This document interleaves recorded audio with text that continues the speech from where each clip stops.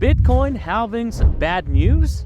Bitcoin mining? Bitcoin halving? What are these? Chances are you have heard these terms being thrown around more than you can count. But to understand their impact on the Bitcoin circulation and what's going to happen with the miners, we must first understand its meaning. Join me, Joe, as we explain and get to know if Bitcoin halving will be another disastrous event for miners, or will this give everyone the chance to buy more Bitcoin. Hi, this is Joe, and welcome to Joe Blows Crypto, featuring our very own Mr. Know-It-All. Honestly, sometimes crypto enthusiasts love to think that they fully know and understand everything about crypto halving. But at the same time, when the newbies try to ask questions about these, many are not able to outline all the important information as well, even those who have been trading for quite a long time. A lot of people do not even want to touch on this topic.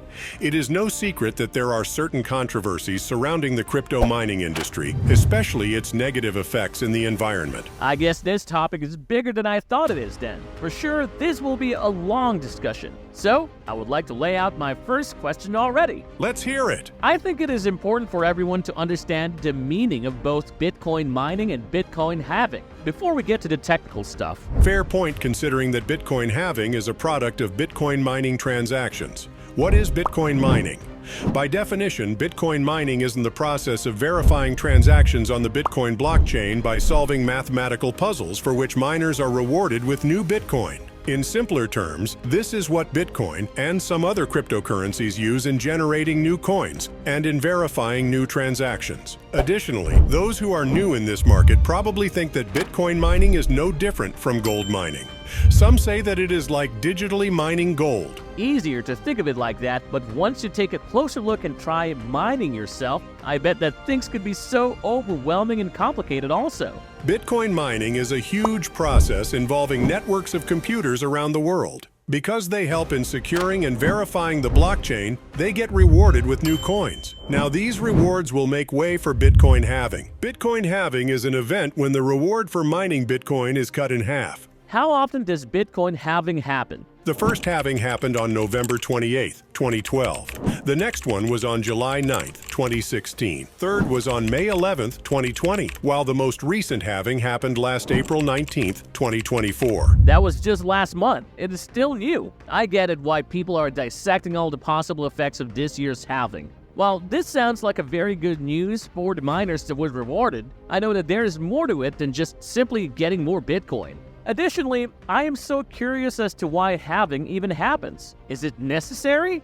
Are the miners not allowed to enjoy the reward as a whole? You most likely know about this as well as our viewers, but remember that there is a limited amount of Bitcoin circulating. They want to keep that scarcity. That is why the halving policy was incorporated in Bitcoin's mining algorithm. As more people, brands, and big companies get involved in the crypto market, it is expected that the demand for Bitcoin will only continue to grow from here. And we all know that with insufficient supply, the prices will also go up. You mean to say that the halving is required because it helps in keeping the supply of Bitcoin limited? Also, if rewards are not split in half, then the supply would grow quicker than expected, which would likely impact the price negatively. Before we get deeper into it, the utmost priority when it comes to crypto is making sure that your assets are secured. Some of you have probably heard about Ledger Nano X. This is a hardware wallet that is very convenient to use and carry. If you're interested to have one store your private keys, then use the link in the description box below. Moving forward, with this role that halving is playing in the circulation of Bitcoin's supply, more organizations, traders, and investors are seeing this popular cryptocurrency as a store of value that is closer to gold than a fiat currency. According to CEO of CoinRoutes, David Weisberger, the recent halving that occurred in April will reduce Bitcoin's inflation rate from 2% to 1%. To further understand the halving, can you give us more details about how the halving works? I have mentioned earlier the dates of all the halving that happened. Every 210,000 blocks, the block reward is halved.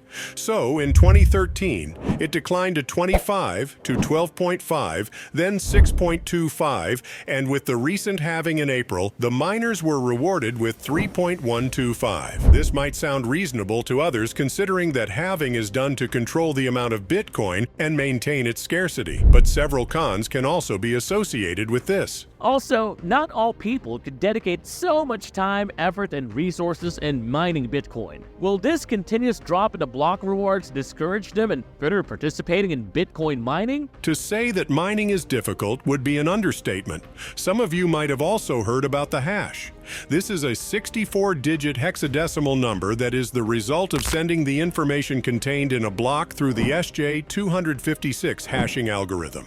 We might not be able to discuss this in detail with the little time that we have, but if you are interested in learning more about this, then comment your thoughts down below. Anyway, generating a hash is not hard to do. What's hard to do is decrypting it back. Decoding it is where the real challenge starts. There are also terms used in mining like the target hash, proof of work, confirmation, and a lot more. But the process and all the steps in mining are not what you all are here for. Is it already time for the most important part of our discussion? Well, if that is the case, the main point of this conversation is to really know what the recent halving means for the miners and for Bitcoin circulation as well. Obviously, more people are looking on the side where the demand will continue to rise, which means that the prices will eventually go up as the demand for Bitcoin grows as well. Both experts and enthusiasts have differing opinions regarding the halving. While some believe that we can expect Bitcoin's price to appreciate more and more, there are also those who see the other side of this halving. With the rewards continuously getting smaller, mining activities are significantly declining as well. What would likely happen if miners no longer wanted to mine Bitcoin?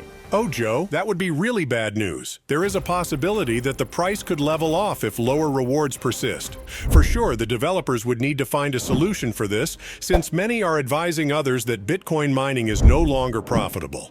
I guess if halving will cause the rewards to decline more, then they would have to think of a new reward that would satisfy the miners. It is also important to keep in mind that the halving events have always been bullish. While it is good for the Bitcoin's supply, halving will always have a significant effect on Bitcoin's price. So to sum it up, Bitcoin halving and mining can be an intimidating process, especially for those who are just getting into the crypto market. This is clearly not for everyone, as it requires tons of resources and a lot of time as well. With the recent halving that happened, we are yet to see the impact it has for Bitcoin and crypto market in general. Though the ones who are not mining Bitcoin might not really feel the effects of the halving right now. But traders and investors would all be getting affected by what the prices will be eventually. There are also a lot of terms that we were not able to talk about regarding halving and mining. We are always hearing these two terms being used by both experts and enthusiasts. But it is always better to be aware of what these occurrences are, even though you're not interested in participating in Bitcoin mining.